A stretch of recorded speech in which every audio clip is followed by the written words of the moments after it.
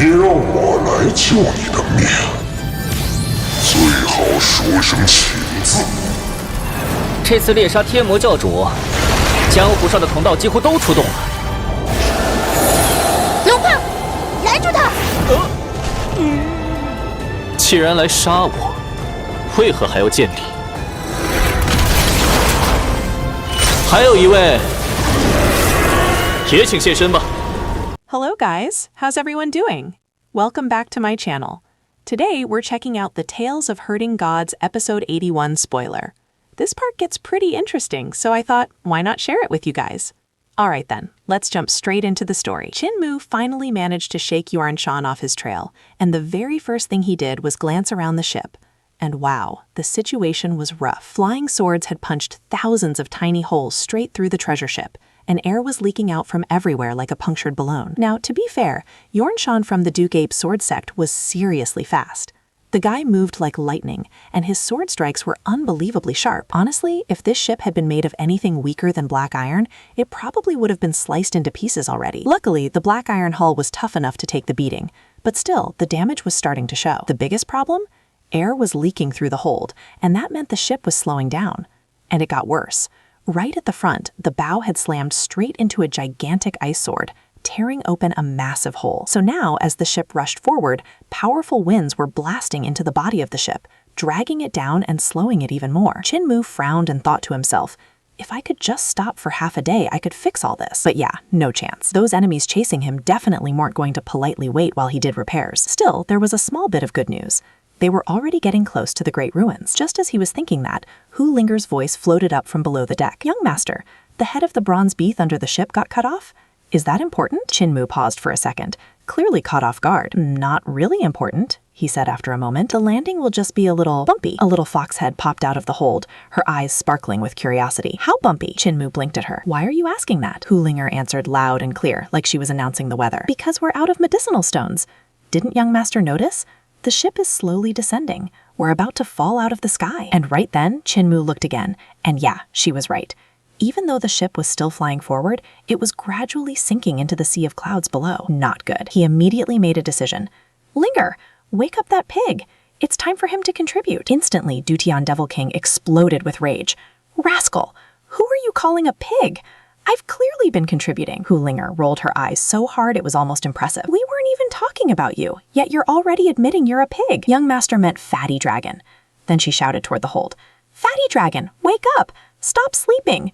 The ship is falling and young master says the landing will be a little bumpy. Slowly, very slowly, the Dragon Killikar crawled out. His huge belly dragged across the floor as he stood up, grumbling like someone who had just been woken up from the best nap of their life. But you were calling me Big Dragon just a few days ago. Chin-Mu looked at him and suddenly had a serious thought. Wait, can this guy even fly right now? Still, there was no time to hesitate.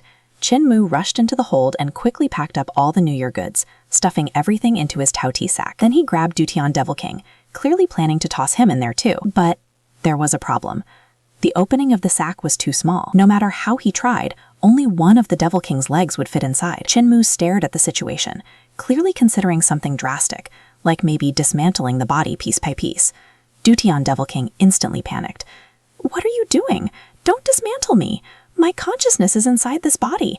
If you tear it apart, my consciousness will be torn apart too. Don't you know how to use that sack? Use your vital cue to activate the Tao Ti. Chin-Mu's eyes lit up. Oh. He immediately poured his vital cue into the sack, lighting up the Tao Ti markings on its surface. And the next moment, whoosh, the mouth of the sack suddenly expanded, transforming into the gigantic mouth of a Tao Ti beast. The opening now had a radius of 20 yards. Yeah, big enough to swallow the entire Dutian Devil King in one gulp. Chin-Mu looked impressed. Wow, this thing is way easier than I thought. He tied the sack to his waist, jumped onto the Dragon Killikar's back with Hu Linger, and shouted, Abandon ship! Let's go! Flames erupted beneath the Dragon Killikar's feet, turning into blazing fire clouds as he lifted off from the ship. Meanwhile, the damaged treasure ship slowly sank into the clouds and began its long fall downward. As they flew away, the Dragon Killikar suddenly spoke in a puzzled tone. Cultmaster, Sister Linger, have you both gotten heavier? Flying feels harder than before. Hu Linger instantly snapped back, furious. The one who's fat is you! Look at yourself! You're getting fatter every day! The elders in young master's family are extremely strict. If you keep getting this fat, they might slaughter you for the New Year feast. The moment the Dragon Keelan heard Hu Linger talk about getting slaughtered for New Year, yeah, that did it. The guy shivered like someone had just poured ice water down his back. And then, boom, he started sprinting with everything he had. The fire clouds under his feet swelled and flared brighter, roaring like engines as his speed shot up dramatically. For a while, he was blazing through the sky like a living comet. But after about a dozen miles, reality kicked in. His breathing turned heavy. Loud panting echoed in the air as his pace started to wobble a little. Flying fast is one thing, but carrying passengers while doing it? Yeah, that's a whole different story. And right then, something strange started happening. Out of nowhere, mirrors began appearing around them. Not just one or two, dozens of them. They rose up from the mountain peak below like traps springing to life. Each mirror had 8 sharp corners and spun slowly in the air as they drifted closer. As the wind caught them, they expanded in size until each one had a radius of nearly 3 yards. And they weren't far away either, maybe 300 yards at most. The Dragon Keelan took one look and instantly realized this was bad. He immediately dove downward, trying to escape through the bottom. But guess what? Another mirror rose up from below, blocking that route completely. All right, then up. But the moment he tried climbing higher, another mirror slid down from above and sealed off that path too. Yeah, they were surrounded. Then suddenly, clink, a streak of sword light shot out from the mountain below and struck one of the mirrors.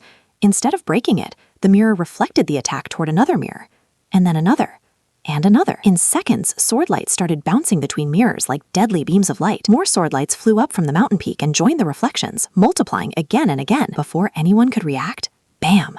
The entire sky around them was filled with an unbelievably dense web of sword light, a perfect killing net. And worse, even more sword lights were still flying up from the mountain. Kinmu's hair practically stood on end. What a weird formation skill. Seriously, this was clever. The mirrors were reflecting and concentrating the sword light so that almost none of it was wasted. Every strike became part of the net, making the attack tighter and deadlier. But Kinmu quickly spotted the weakness. Still, it's not impossible to break, he muttered. Destroy the mirrors and the formation collapses. Simple enough, right? He raised his hand and the Junior Protector Sword shot forward, slashing straight toward one of the shining mirrors. But the moment the sword moved, bam! Countless sword lights slammed into it all at once. The impact blasted the sword away like a leaf in a storm. It spun wildly through the air before tumbling straight down into the forest below. Yeah. That did not go as planned. Kinmu's expression darkened instantly. His cultivation is way higher than mine, he muttered. Probably a divine arts practitioner from the 6 Directions realm, maybe even the 7 Stars realm. Not good. Not good at all. He quickly pulled out the sword sheath, preparing to recall the fallen sword. Meanwhile, the space the Dragon Keelan could move in was shrinking by the second as the sword net tightened around them. Then suddenly, the Dragon Keelan lifted his head, his chest swelled, and he roared. Not just loud. This roar sounded like 10,000 thunderclaps exploding at the same time. The sky shook. The mirrors shattered. Every single one of them exploded into fragments instantly. Without the mirrors, the dense sword net lost its structure and vanished in an instant. From the mountain below, a shocked voice echoed upward. What a powerful brute to have such strength. Now, calling the Dragon Keelan strong was fine. But calling him a brute? Yeah, that was a mistake. The Dragon Keelan's eyes immediately flared with anger. Without hesitation, he turned his head and spat a massive ball of blazing fire straight toward the mountain peak. A streak of sword light shot away just in time, the attacker dodging the incoming inferno by turning into a single flash of light. Then, boom! The mountain peak exploded. Flames burst outward in every direction, tearing apart rock and trees as the blast hurled the swordsman out of the explosion and down toward the forest. For a moment, it looked like that might have finished him, but nope. A second later, the man rose back into the sky again, completely alive. In front of him floated a single mirror, positioned horizontally. The mirror flashed, and a thick pillar of sword light blasted out from it like a cannon. The Dragon Keelan didn't even try to block it. He just turned and ran, pushing forward with everything he had. But the sword light was faster. Way faster. It rapidly closed the distance behind him. Seeing this, the Dragon Keelan suddenly shook his massive body. His form expanded, growing bigger and bigger, until he revealed his true shape. A colossal beast over 120 yards long. Now that was terrifying. With a powerful swing of his enormous tail, crash! The incoming sword beam shattered into pieces like broken glass. The swordsman froze for a second, clearly stunned. Then he shouted in disbelief. What a huge brute! Okay, yeah, he really should stop using that word. The Dragon Keelan slowly turned his head back. His mouth opened, and a blazing beam of fire shot out like a dragon's breath. The swordsman instantly realized how bad this was and rushed upward into the clouds to dodge. But as he rose higher, he saw something that made his heart drop. That blazing beam wasn't stopping. It was slicing straight through the clouds, burning them apart with terrifying heat as it chased him upward. For a moment, The sky went quiet. Then suddenly, a miserable shriek echoed from somewhere high above the clouds. It was sharp, desperate, the kind of scream that makes you wonder if someone just realized they were about to die. But the thing is, Qin Mu and the others couldn't actually see what happened up there. The clouds were too thick. A few seconds later, sunlight started pouring down through a massive hole in the cloud layer, the very same place the Dragon Killer Wind's fire beam had blasted through. Hu Linger's eyes lit up immediately. Fatty Dragon is so awesome. And honestly, she wasn't wrong. But Qin Mu didn't look relieved. He stared up at that torn open cloud with a thoughtful, worried expression. Because the problem wasn't that swordsman. The real problem was who might come next. Among the people chasing them earlier, the strongest were Long Jiaonan and that woman from Passion Parting Palace, the one with the ice-cold expression. Both of them were experts at the Seven Stars realm. Then there were the monk, the scholar, and several others whose cultivation ranged somewhere between Six Directions realm and Seven Stars realm. But here's the key thing. Those people weren't the main force. They were just the vanguard. Their job was simple: test Qin Mu. After all, Qin Mu was the cult master of the Heavenly Devil Cult. Someone with that title shouldn't be traveling alone. Normally, there would be powerful guardians or hidden experts protecting him. So those attackers were probing him, trying to see if someone stronger was hiding nearby. And up until now, Qin Mu had been very careful. He kept running instead of fighting them head-on. Why? Because if he fought too hard, they might realize he didn't actually have powerful protectors with him. As long as they weren't sure, they would keep sending weaker people to test him. And that hesitation gave Qin Mu the time he needed to reach the Great Ruins.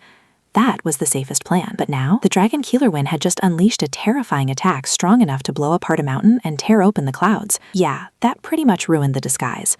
Now those hidden experts will realize something powerful really was with Qin Mu. And when that happened, the truly dangerous people will start moving. The worst part? There actually aren't any hidden guardians. Qin Mu himself had ordered the experts of the Heavenly Devil Cult to go help with disaster relief elsewhere.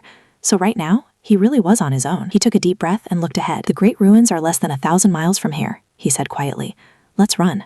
The closer we get, the safer we'll be. The Dragon Killer Wind didn't argue. In his true form, he was massive, an enormous beast tearing across the land like a streak of lightning. Even with his big belly bouncing and his breath coming out in heavy pants, he was still incredibly fast. Mountains flashed past, valleys disappeared behind them. In a short time, they had already covered over 100 miles beneath the clouds without seeing another pursuer. For a moment, it almost felt like they might escape. But then, stop, he said suddenly. Land on the mountain below. The Dragon Killer Wind immediately slowed down and shrank back to a smaller size before dropping into the mountains beneath them. They arrived in a silent valley blanketed with snow nearly 3 yards deep. The surrounding mountain range was completely white, stretching endlessly in every direction. No villages, no buildings, nothing. Just a frozen, desolate wilderness. Qin Mu stepped down, and blazing flames erupted around his body. The heat melted the thick snow on the valley floor, revealing what lay hidden underneath. Bones. Skeletons everywhere. Hundreds, maybe thousands of them. This place had clearly been an ancient battlefield where a brutal massacre once took place. Earlier, Qin Mu had secretly used his green heaven's eyes to scan the area. What he saw was overwhelming resentment and lingering grudges filling the land, which was exactly why he chose this place to stop. He slowly looked around the silent valley and spoke calmly. Let's meet the people chasing me, the Heavenly Devil Cult Master, right here. Then his voice hardened, and see just how strong they really are. His vital ki suddenly surged outward. The scattered bones across the valley began rattling and rising into the air. They piled together piece by piece until 4 towering white bone altars formed in front of him. Next, Qin Mu opened his tatty sack and took out 4 dark sculptures. These were devil god statues. He placed 1 on each altar. Originally, Dutin Devil King had made Qin Mu carve 5 devil sculptures to kick and control other devil gods who refused to obey him. Qin Mu had already used 1 before, which meant 4 still remained. Now he was about to use them. From inside the tatty sack, Dutin Devil King suddenly shouted angrily, "Rascal, if you summoned my true body, I could help you kill all of them." Qin Mu didn't even bother responding. Instead, he took out a talisman treasure from the Great Mountain Sack and began casting a spell. This was the Ghost Transferring God Dispatching Runes command. Ancient runes started swirling through the air as Qin Mu chanted in an eerie devil language. One by one, the runes lit up across the first devil god sculpture. Slowly, a connection formed. Through Qin Mu as the bridge, something on the other side, somewhere in the world of Dutun, began responding. He was summoning a devil god. But just as the ritual was taking shape, a voice suddenly spoke from nearby. Calm, ancient, and slightly mocking. You truly walk the devil path, hiding here to summon devils. Qin Mu's narrows. The voice continued. You people always claim you are not a devil cult.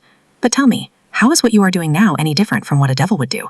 Through the falling snow, an old Taoist slowly walked into the valley. He held a horse whisk in one hand. A sword rested quietly on his back. Qin Mu didn't even blink at the old Taoist's accusation. Calling him a devil cultivator, questioning his methods. Yeah, none of that slowed him down for a second. He simply continued the summoning. And then, boom. A burst of blood-red light exploded from the altar, flooding the entire snowy valley. In an instant, the white snow looked like it had been soaked in fresh blood. The light surged upward into the sky, and sparks crackled violently around it. Those sparks twisted together, forming coils of lightning that lashed out in every direction. Crack! Bolts slammed into the cliffs surrounding the valley. The thick snow instantly melted away, and even the rocks couldn't handle it. The stone began to liquefy, turning into glowing lava that slowly flowed down the valley walls. Now that's when you know a summoning ritual is getting serious. The lightning wrapped itself around the pillar of bloodlight, forming a giant crackling net in the air. And through that net, something was pushing through from the other world. A terrifying devil energy burst forward and slammed straight into the wooden sculpture sitting on the altar. The statue began to shake violently. Then it started growing. The wood cracked, stretched, and expanded as the figure rose higher and higher, its aura becoming darker, heavier, more terrifying with every second. From inside the Tao Tie sack at Qinmu's waist, Dutian Devil King suddenly shouted in alarm. "Rascal, you held back last time, didn't you? When you summoned Kayahe Devil God before, it wasn't nearly this powerful." Honestly though, this time the Devil King was wrong. Back when Qinmu summoned Kayahe Devil God at the Imperial College, he had only partially understood the devil language. But after making the Pact of Earth count with Dutian Devil King, he had learned much more of that ancient language, and spent time digesting it. Now that his mastery was deeper, the devil he summoned naturally became stronger. So no, he hadn't held back before. He had simply improved. Meanwhile, the old Taoist watching all this, his calm expression was finally starting to crack. The sight of that terrifying summoning made his face tighten slightly. Without hesitation, he flicked his horsetail whisk forward. Go! The whisk instantly expanded in the wind. Each strand of hair stretched out and transformed into a thin sword dozens of yards long. In the blink of an eye, thousands of sword-like hairs spread out through the sky. From a distance, it looked like a huge white umbrella spinning in midair. But every single strand was a blade. And because they were so thin, they were unbelievably hard to defend against. The whisk shot forward at incredible speed, slicing through bolts of lightning as it rushed toward the altar. At the same moment, the old Taoist himself rose into the air and struck toward the stream of devil energy pouring in from the other world. He was trying to interrupt the summoning. Qinmu instantly felt the connection weakening. No good! Just then, the dragon Killuin shot into the sky and let out an earth-shaking roar. The sound wave blasted forward like a shockwave, smashing into the horsetail whisk and tangling its countless sword hairs together. And just like that, the devil energy broke through the interruption and poured down again. The old Taoist glanced at the dragon Killuin and suddenly smiled. Oh! He looked almost delighted. Then he sneered. Hairy brute. Helping villains commit evil will bring calamity upon you, even if you do it unknowingly. He studied the dragon Killuin carefully. You actually have a handsome appearance. If you submit to me and serve as my mount for 100 years, I'll allow you to wash away your sins. Then his voice turned cold. Otherwise, your cultivation will soon turn to ashes. Now, there's one word you really shouldn't use around the dragon Killuin. And he had just said it again. The dragon Killuin's eyes flared with rage. Brute! Flames instantly gathered in his open mouth, compressing into a blazing beam before shooting straight at the Taoist. But the old man didn't panic. His body trembled slightly as his vital key surged outward. Behind him appeared the massive phantom of a 30-yard-tall tortoise-backed god. The horsetail whisk in his hand transformed into a giant white serpent, while his other hand stretched forward calmly. With one motion, he pushed the fire beam aside. The redirected flames smashed into the valley wall, scorching the stone bright red. Qinmu's heart dropped. Celestial being. Yeah, that level of power wasn't something ordinary cultivators had. But the dragon Killuin wasn't backing down. His 4 hooves stomped the air as fire clouds formed beneath them, and he charged forward like a blazing meteor. But just as he rushed in, the horsetail whisk suddenly swept down from above. The countless hairs twisted together like ropes and wrapped tightly around the dragon Killuin's 4 legs, binding them instantly. The giant beast was locked in place. The old Taoist laughed, clearly pleased. Well now, little brute, still not submitting.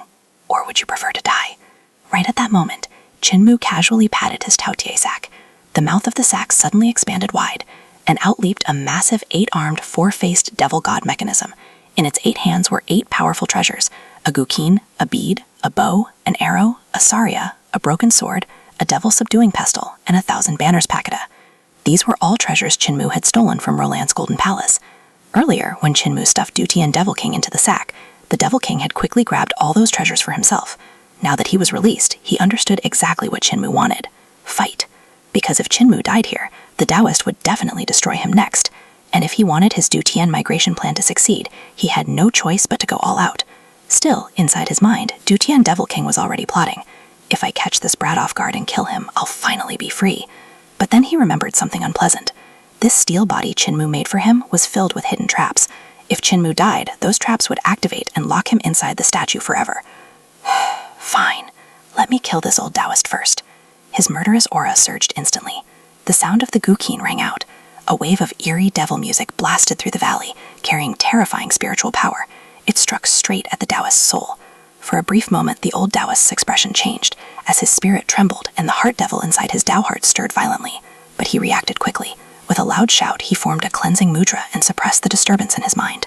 The moment the old Taoist steadied his mind, the giant tortoise-backed god apparition behind him moved slowly, deliberately. It raised one hand, and the white snake that the horsetail whisk had turned into shot upward into the sky. Then suddenly, water erupted out of nowhere. Massive waves surged into the air like a raging ocean had just been flipped upside down. In an instant, those towering waves came crashing down straight toward Dutian Devil King. Now that was a ridiculous sight. A valley full of snow, mountains all around. And suddenly, there's an ocean falling from the sky. Dutian Devil King's 4 faces all twisted into furious expressions at the same time. Die! The 8 treasures in his hands exploded with power all at once. The Guqin vibrated. The Pagoda shone. The pestle smashed forward, every weapon unleashing its force against the descending waves. Then, boom! The collision shook the entire valley. But even with all that power, Dutian Devil King still lost ground. The impact blasted him backward like a cannonball, sending him crashing straight into the side of a cliff. Before he could even recover, the white snake horsetail whisk lunged forward. Its massive jaws opened wide and slammed directly into his body, pinning him hard against the mountain wall like a nail hammered into stone. The mountain trembled from the force. Dutian Devil King roared in fury. Little Taoist, you have no idea how terrifying the ruler Dutian is. You've angered me. The cliff suddenly exploded. Rocks shattered as Dutian Devil King burst out of the rubble and shot back into the air. In his hands, the 1,000 Banners Pagoda shook violently. The 1,000 banners unfurled in the wind, expanding rapidly until the pagoda became enormous, nearly 3,000 yards tall, descending from the sky like a falling mountain. It slammed downward toward the old Taoist, but the old man just sneered. The tortoise-backed god behind him calmly formed another mudra, and just like that, bam! Both Dutian Devil King and the massive pagoda were smashed straight out of the sky and slammed onto the ground. They hit the valley floor and didn't move. Yeah, that was brutal. But right at that moment, something strange happened. The blood-red light filling the sky suddenly vanished. The terrifying devil energy pouring through the ritual also disappeared.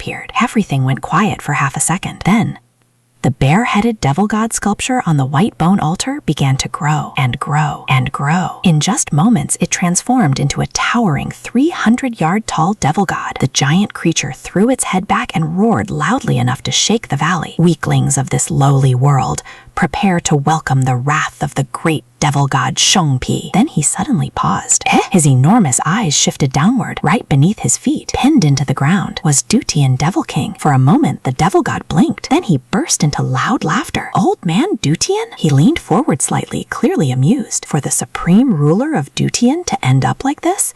No wonder our world has fallen so low. With a ruler as useless as you? It's no surprise everything went downhill. His grin widened. A piece of trash like you should just give up the position of Devil King. Dutian Devil King's face is twisted with embarrassment and rage. He tried to stand up, but Shangpi casually stepped on him again, pressing him back down into the ground while chuckling. Oh my, tyrant.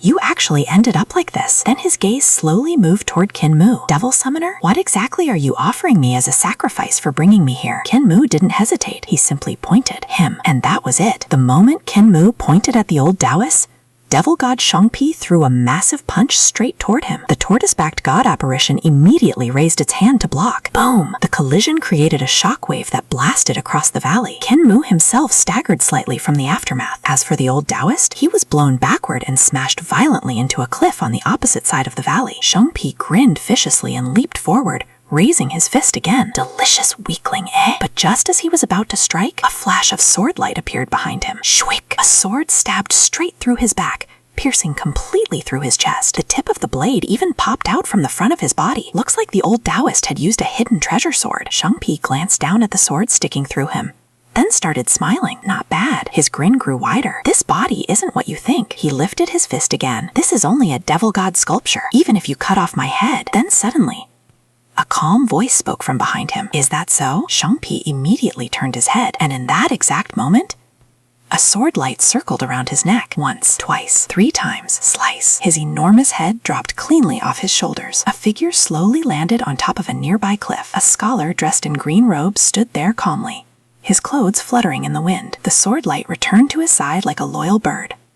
He first glanced toward the headless body of devil god Shangpi, then shifted his gaze toward Qinmu. With a respectful bow, he spoke politely. Taoist Ku Yi, this foolish disciple has arrived late. Then he addressed Qinmu. Poor logic sect's subordinate of Teacher Poor, Lu Wenshu, pays respect to the Heavenly Devil Cultmaster. His tone remained calm and respectful. The Heavenly Devil Cultmaster is a senior figure, so it shouldn't be considered disrespectful for a junior like me to attack a senior, right? Meanwhile, the severed head of devil god Shangpi suddenly flew back up. It landed neatly on his neck again. He rolled his shoulders and laughed. Well, well, another ordinary human has appeared. Qinmu watched the scholar quietly, then shook his head slightly. Teacher Poor and I belong to the same generation, he said calmly. For him to only send you instead of coming personally, he's already underestimating me. Lu Wenshu smiled faintly. It's not that Teacher doesn't wish to meet the Heavenly Devil Cultmaster personally. His gaze lifted toward the sky. He simply has something more important to attend to, something that involves saving all the people of the world.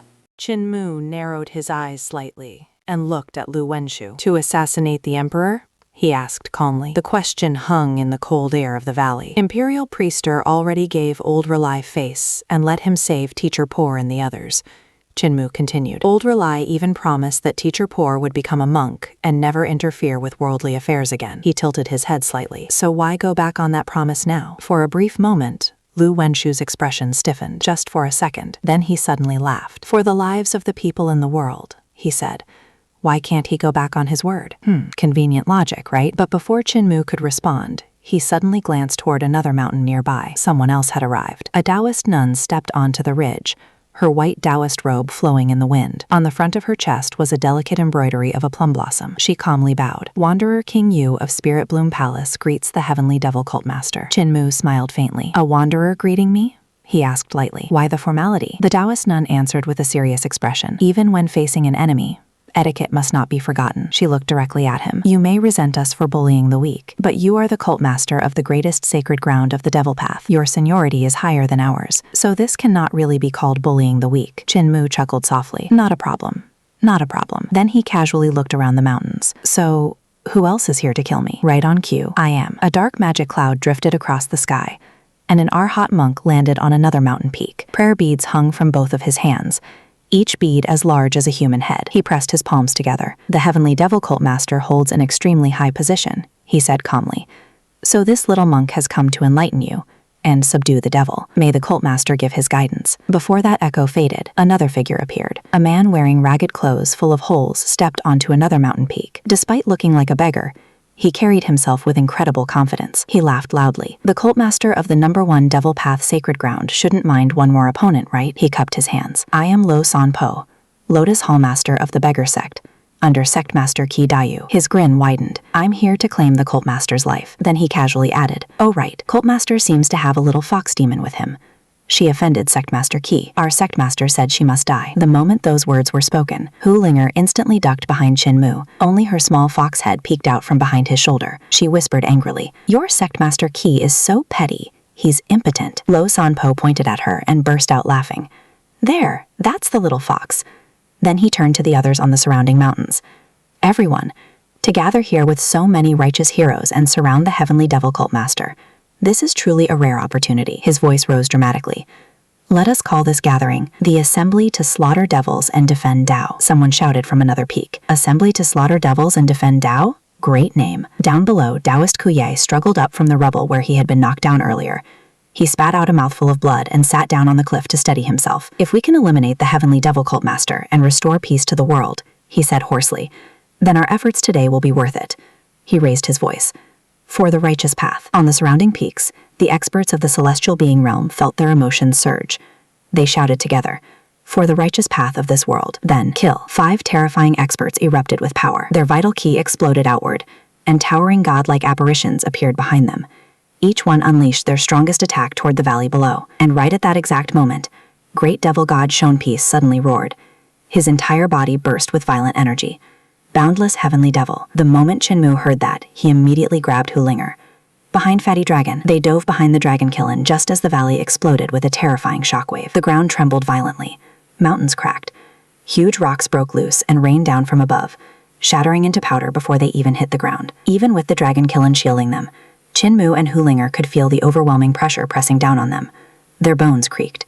It felt like the sky itself had fallen. Up on the mountain peaks, every single celestial being expert coughed up blood and was blasted backward. Their bodies flew through the air before crashing down somewhere out of sight. Whether they were alive or dead, no one could tell. After the dust settled, Qin cautiously peeked out from behind the dragon kiln. Standing alone in the ruined valley was great devil god Shompi, majestic, towering, like an invincible war god. Hulinger's eyes sparkled. Shompi is so powerful. But then, something strange happened. Cracks began spreading across Shompi's giant body. Piece by piece, it started crumbling. The massive devil god muttered quietly, "The energy is depleted." He sounded almost disappointed. What a pity. I couldn't harvest these sacrifices. Then he chuckled. But at least I got to see how pathetic Dutian Devil King has become. His voice faded. "Devil Summoner, I'm leaving." And with a loud bang, his entire body shattered. The fragments collapsed and his consciousness returned to the other world. Silence fell over the valley. Then, cough, cough. From the ruined mountains around them, the sounds of coughing echoed. Lo Sanpo and the others. They weren't dead. Hulinger slowly turned her head toward Tunmu. "Young master?" Qin calmly brushed the dust off his clothes. "It's fine." He walked over and pulled Dutian Devil King, who had been flattened into the ground, back up. Without ceremony, he tossed the devil onto the dragon kiln's back. Then Qin quickly packed the remaining 3 bone altars back into a sack. His eyes lit up. And suddenly he shouted, "Fatty dragon, run."